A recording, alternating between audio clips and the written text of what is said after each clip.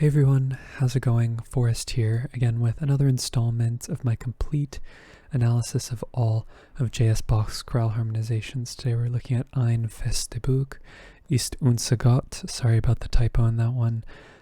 All in all, very similar to the chorale that we had yesterday. A couple of key differences between the two of them, but you see a lot of overlapping similarities in terms of the choices that Bach made harmonically. So go ahead and check out yesterday's episode if you want a point of comparison, because I might be glancing over some of the details that I covered in more detail in yesterday's chorale. Two sharps in the key signature. We start on D major, we end on D major. So I reckon the overall tonality for this chorale is D major as well. Passing tones in the lower voices, one's a passing seventh, B, D, A, and D. You could make an argument this is 6-7, but I think this A is a 7-6 suspension, so that would make this G major over B, which is 4-6. Then we have A, C natural, F sharp, and D. This is pretty interesting. This is a D7 chord over A, which is a secondary dominant, 5-4-3 F5. And this is, I'll talk about this when we get past it, but it resolves off of the harmonic rhythm with some non-chord tones going on. Two of them are passing tones. This one here is like an escape tone or appoggiatura, something like that. But it turns into a 4-chord in root position, or it resolves to a 4-chord in root position.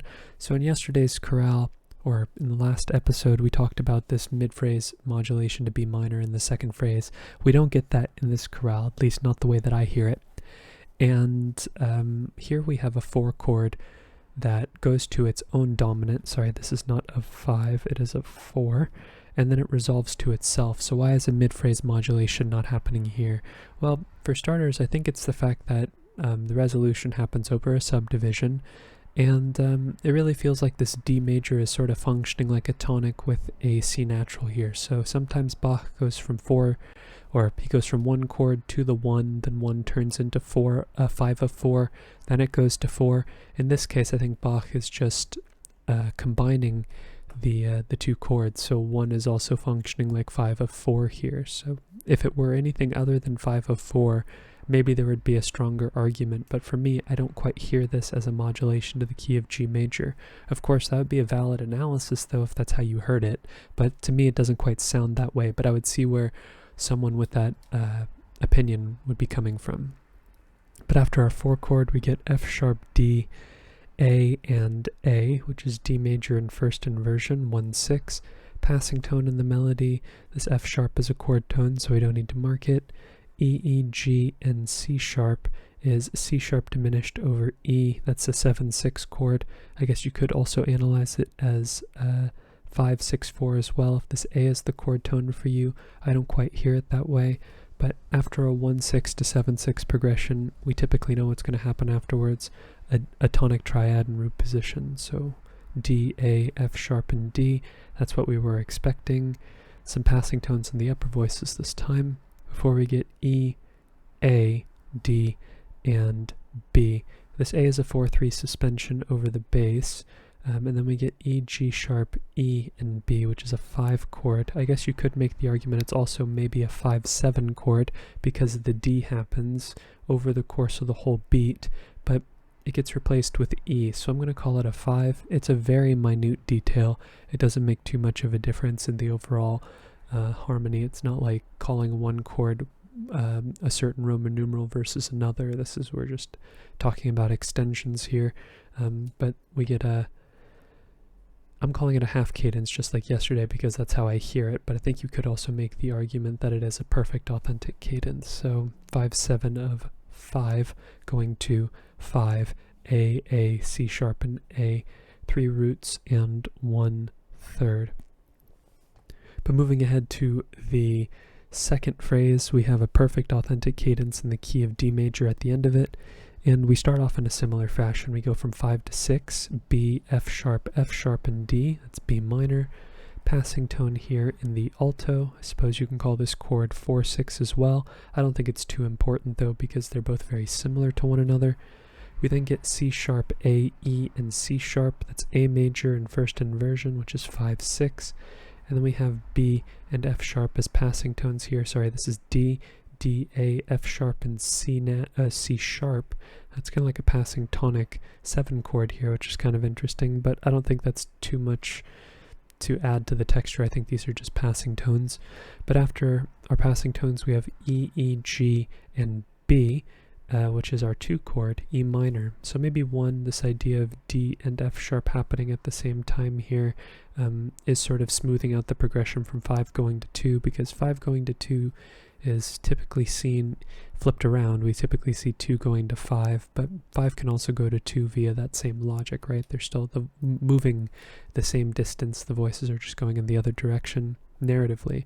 But we have a passing 7th here in the tenor before we get F sharp, C, F sharp, and A. And this is one of the more interesting progressions in the chorale. We go from 2 to 3, F sharp minor in root position, passing 7th in the alto before we get G, B, D, and B.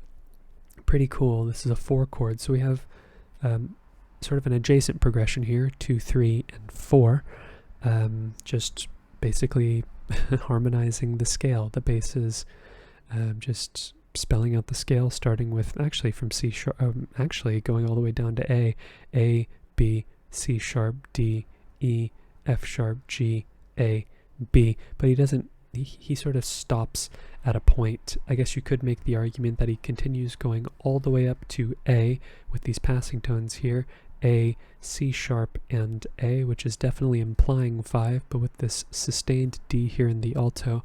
I'm not going to mark 5 on the page, but it's definitely there in spirit, if not anything else. So after this we get B, D, D, and G. That's G major over B, which is 4, 6. Little passing 7th here in the melody. This G is a chord tone, so we don't need to mark it. And then we have A, C sharp, and E, which is our 5 chord, A major. A little brief passing 7th in the tenor, leaping down an octave in the bass here. It's a chord tone, so we don't need to mark it. And then we cadence on D major, D, F sharp, A, and D, which is our tonic in root position. Moving ahead, we have a perfect authentic cadence in the key of A major. Kind of an interesting phrase as well. We start off seeing this G sharp here, which makes me feel like we modulate earlier than in yesterday's chorale. D, F sharp, D, and D also happens to be 4. And then E, G sharp, D, and D kind of feels like a 5-7 chord, but because it's happening off of the harmonic rhythm and the chord is not entirely intact, I'm not going to mark it.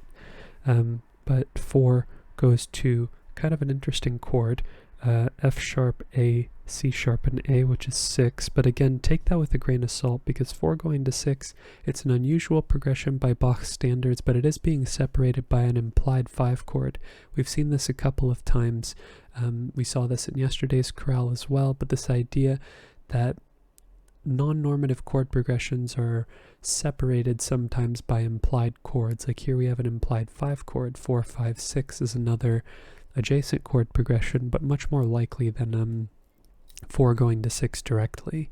Sometimes we see 6 going to 4, and sometimes we see 4 going to 6, but the chord progression is unusual, and Bach, I think, is separating them with passing tones to smooth out the nature of the chord progression, because he feels compelled to.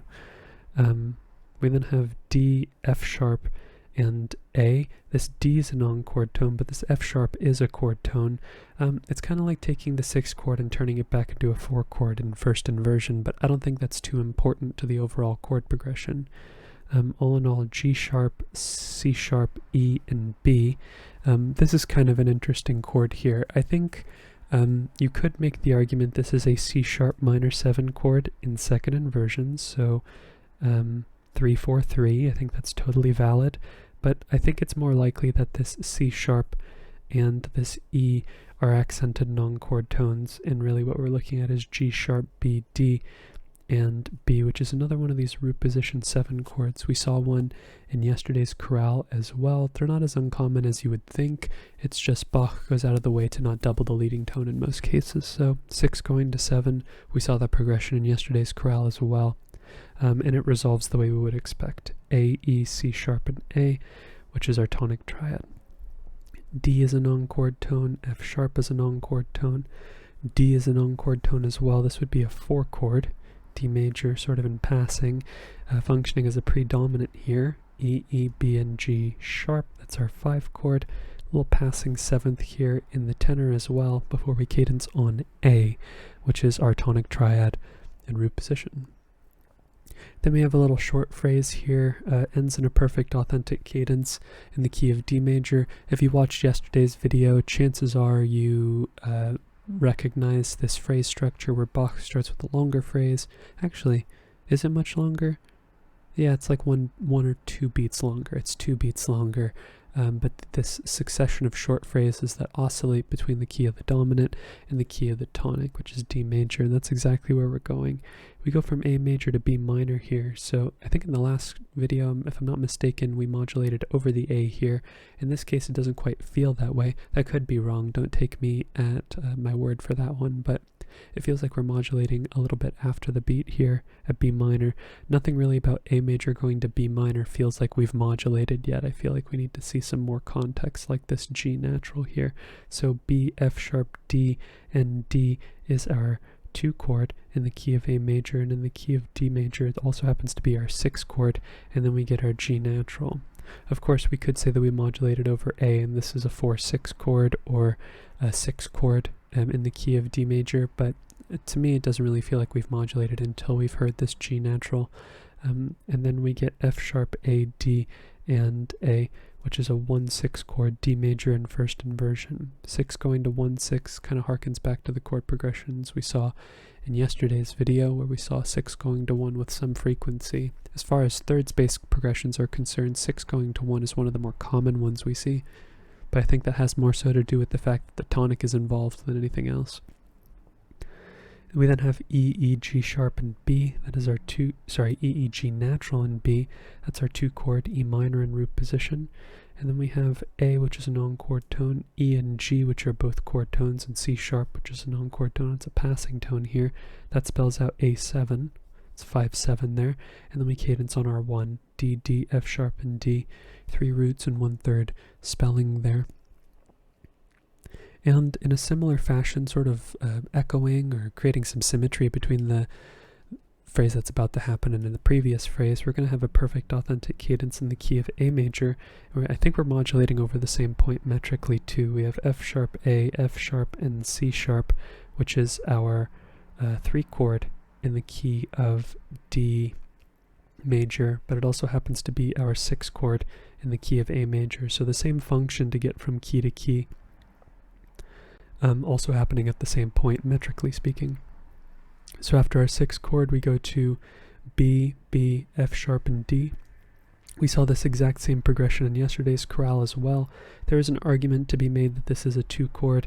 I think this F sharp's an accented non-chord tone though, and this is actually 7-6, G sharp diminished over B, just because of the nature of Bach's progressions. That just comes with my experience of having looked at so many of Bach's chorales, and it just feels like, functionally speaking, it makes more sense for a dominant to happen here, and the fact that it could be pulled out of the texture just makes it seem more sensible to me. You could say that this is a 2 going to 7 progression, but because the F sharp and the G sharp are so fleeting, it some 6 of one, half dozen of another, really. It just feels more so like a dominant functioning chord is happening here, especially because a tonic is on the other side of it, C sharp, E, A, and C sharp happening off of the harmonic rhythm here. I know we're getting kind of scrunched, so it's hard to make that out, but it is our tonic triad and root position.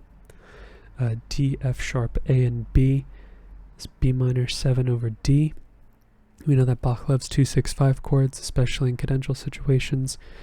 E, E, and G sharp are all non-chord tones, but when added to that B there, we get a 5 chord, E major, and then we cadence on A, C sharp, A, and A, 3 roots, 1/3 spelling. And then we have maybe the most interesting phrase in the chorale, just like yesterday's chorale where we had this direct modulation to the key of E minor. We do end this phrase in a half cadence in the key of E minor, but not before we get some D major going on here. We have E, going to D here. So E major, and then we have 6, 7, 1 here in the bass. It really does feel like we are resolving to the key of D major, but that turns into a chromatic bass line that'll then resolve and feel more like E minor because the D sharp tonicizes E. At that point we're in E, and then when we cadence on B major, it really feels like we're in the key of E minor. So I think we start off in the key of D major, and this A major chord makes a lot of sense as a common chord that introduces, or I guess reintroduces the idea of D major. It is our 5 chord, and then we get another one of these 5-2 progressions, E, B, G natural, and B. Before E minor functions as our tonic, it functions as our supertonic. 5 going to 2, like I said, we saw this progression earlier, just another way of approaching the dominant, and we've seen a lot of these 5-1 progressions when we have 5 near the end of the phrase being subverted by another chord. So 5 going to 6, 5 going to 2. We've seen that in this chorale a ton outside of cadential situations, which is pretty interesting. But we have a passing C sharp here with a D natural, which really makes this feel more like D major rather than E minor just yet. I mean, you could make the argument that we're just tonicizing the supertonic in the key, or sorry, the subtonic in the key of D, E minor, but it feels like it makes more sense that we're in D major here. Kind of in the same way that we had a mid-phrase modulation to B minor in the A section in yesterday's chorale. So we have passing tone here. I suppose you also could analyze this as 7 of 6, but this is one of the rare cases that really feels more like 2 than like 7, just because of the fact that 2 going to 4 or 5 going to 2 makes a little more sense than 7 going to, or 5 going to 7. But of course you could call this a subdivided chord progression where 2 is going to 7. I just feel like more than one voice has to move in order for there to really constitute a chord progression. That's just my opinion and based on my experience with the chorale, such as what feels most natural to me. But maybe even more interestingly, we have 2 going to B, D, G, and B, which is G major in first inversion. Kind of an interesting place for 2 to go to, but again, we do have this C sharp connecting them, which feels like there is a bit of a break in between the 2 similar functioning chords. And much like what Bach does in most cases with a 4-6 chord that connects upwards, we're going to be going to our tonic, D, D, F sharp, and A. We see that C natural, I'll address that in a second, but this passing C sharp is pretty much always seen in contexts where we have 4-6 going to 1 with this ascending configuration. We see 4-6 going to 1 all the time where it's not ascending, and then this isn't applicable, but here 4-6 going to 1, we always see this little leading tone, or sometimes it's a flat 7 if we're in minor, but we always see this leading tone in major keys connecting 4-6 to 1 when the bass moves like this. It's one of the small little tidbits that's very consistent across the chorales. But I do think this is a case where 1 is also being reused as the subtonic in the key of E minor. Bach has been using flat 7 to modulate between the keys, or that's how I look at him modulating between the keys quite frequently recently in the chorales that we've been looking at over the last couple of weeks, but it is a relatively common chord for Bach to use to modulate between keys. All in all, after this passing 7th here we have in the tenor, we're going to start this chromatic bass line here in the bass. The chromatic bass line here in the bass, that was very redundant. D sharp, B, F sharp, and B leads us to 5, 6. And actually let's comment on this, because yesterday we had a 7-5 progression in the chorale, and I went at lengths talking about why the voices that were doubled passing between them were important, and here we have a direct 7 going to 5 progression. What makes this one different? Well, it has to do with the quality of the 7 chord. The subtonic 7th chord doesn't have the leading tone in it, and it doesn't have the same dominant properties that a diminished 7 chord has. A leading tone 7 chord is diminished and has the tendency to want to resolve to the tonic or to a stable functioning chord, the same way that 5 has that exact same tendency. But the flat 7 is a much more stable chord, and as a result, it too can function like a predominant chord. I mean, any chord can really function like a predominant chord. I'm not saying that you have to write in a particular way or Bach wrote in the correct way.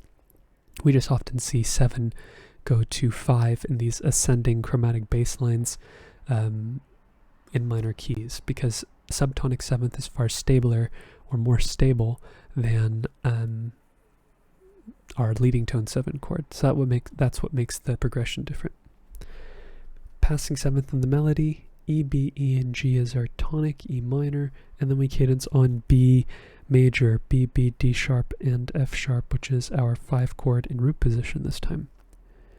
And just like yesterday's chorale, we do get a direct modulation to the key of D, but with a little bit of a quirky tidbit here that we will talk about. And what isn't so quirky is the fact that we end on a perfect authentic cadence. But addressing this G sharp here, do we get a mid-phrase modulation to the key of A before we go to D? I don't think so. It doesn't quite sound that way to me. Of course, it's anybody's guess at this point. It just feels like this G sharp is so momentary in comparison to these G naturals that we get here in the alto. That's just the way that I hear it, and I think this G sharp is really just pointing towards A. It very easily could have been G natural. If I compare that with another version that I'm using as a cross-reference, it is in fact a G sharp. I do think we're in the key of D major at this point, just based on yesterday's chorale as well. I'm going to go ahead and call this a 6 chord, 5 going to 6, which is B minor, B, B, F sharp, and D.